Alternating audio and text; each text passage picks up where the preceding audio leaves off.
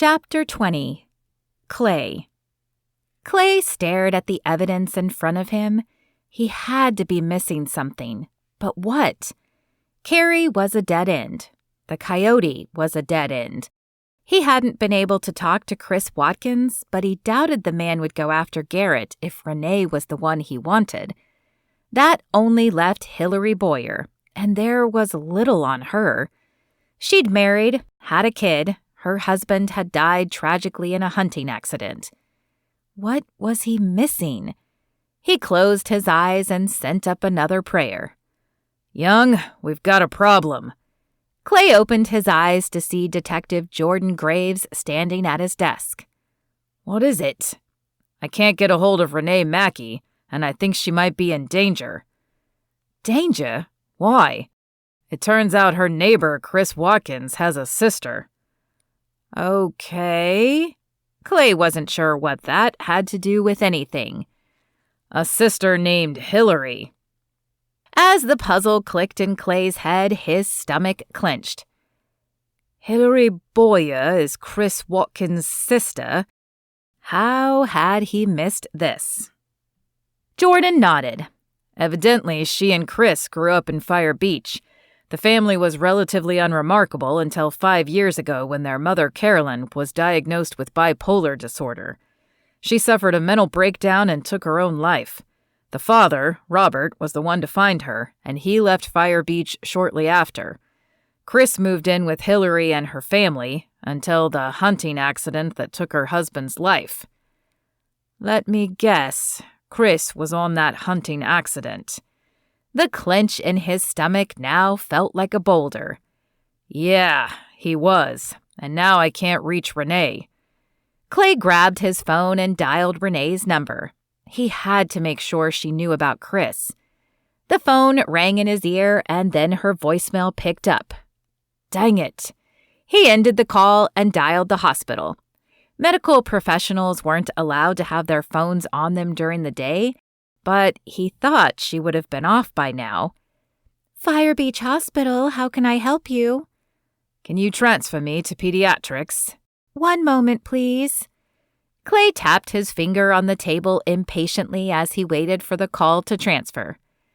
Pediatrics unit, this is Yolanda. How can I help you? This is Officer Clay Young. I need to speak with Renee Mackey, please. Renee is off for the night, officer. You'll have to call her cell phone. Thank you. He ended the call and looked up at Jordan. She's off work, so there's no reason she wouldn't answer her cell unless she was in trouble. Can we ping her phone? Jordan nodded. Let's go. Clay followed Jordan to the tech department and watched as the technician worked his magic to find her phone. It's not on, but here are the last coordinates for where it was. Thanks, Greg. Jordan turned to Clay. I'm in charge, but you can come if you can follow orders. Clay wasn't sure he'd be able to do that, but there was no way he was telling Jordan that. Absolutely. Jordan stared at him for a moment before nodding and motioning for him to follow.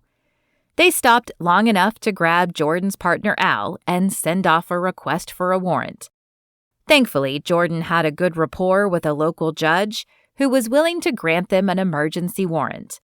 After a stop at his house, they were on their way to the address. As Jordan drove, Clay prayed once more, for their safety, for Garrett's, and for Renee's. The house they pulled up to was nondescript and ordinary looking. Are you sure this is the place? Clay asked. It's the address Greg gave us, Jordan said. Clay, I want you to go around back in case one of them tries to run.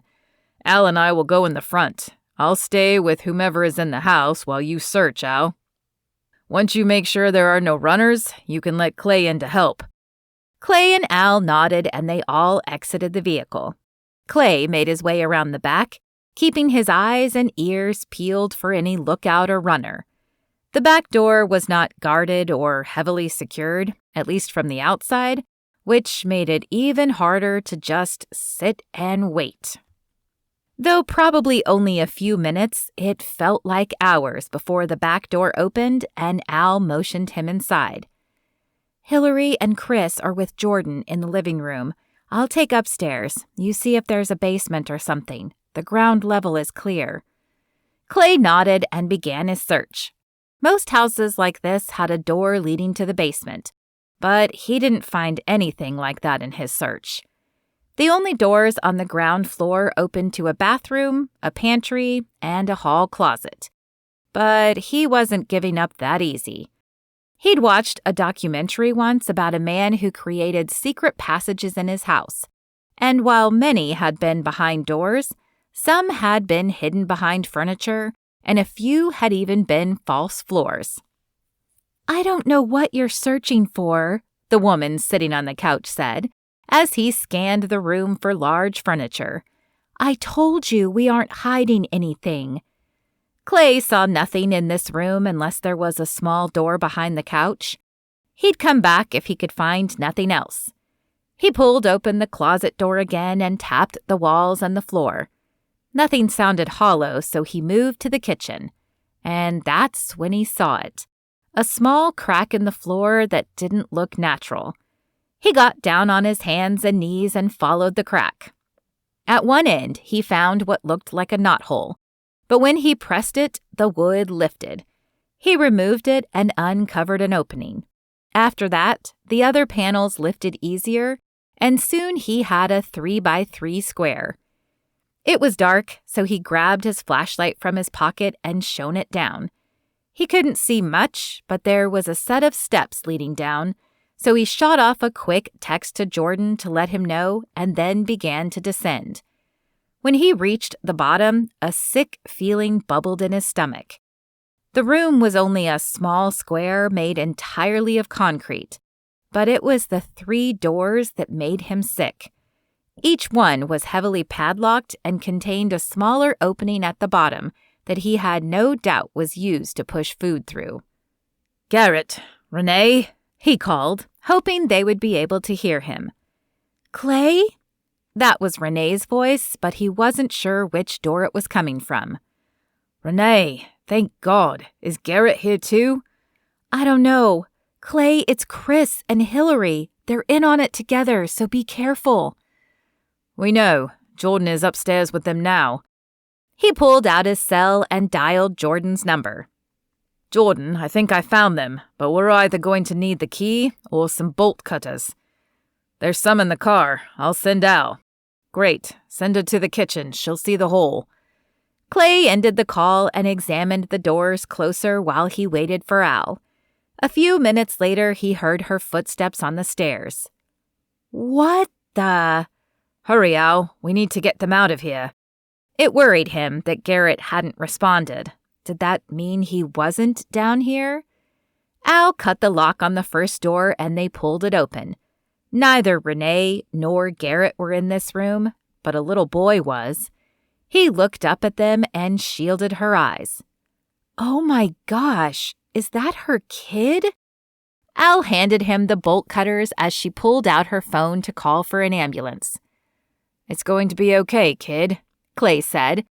"We're police officers and you're safe now. She'll stay with you, but I have to help the others, okay?" The kid nodded and Clay hurried to the next door. This one revealed Renee, and she flew into his arms in a grateful hug when he opened the door. "I'm so sorry. I never should have gotten in the car with him, but I thought he could take me to Garrett." "It's okay. We traced your cell phone, which is how we found you. Now let's save Garrett." She followed him out of the room and to the next door. As he placed the bolt cutters on the last lock, he prayed that Garrett was inside and that he was okay. But as soon as the door opened, he knew that wasn't the case. "Oh my gosh, Garrett!" Renee rushed in ahead of him and knelt beside Garrett, who lay curled in a ball on the floor, a pool of vomit around him. "Al, tell me the ambulance coming can take 2, Clay hollered. "Is he alive, Renee?" "There's a pulse. It's weak, but it's there." "Ambulance will be here in 2, Al hollered back. "We can take the kid in the car if we need to." "Please, God, let him live," Clay whispered silently, as all he could do was wait.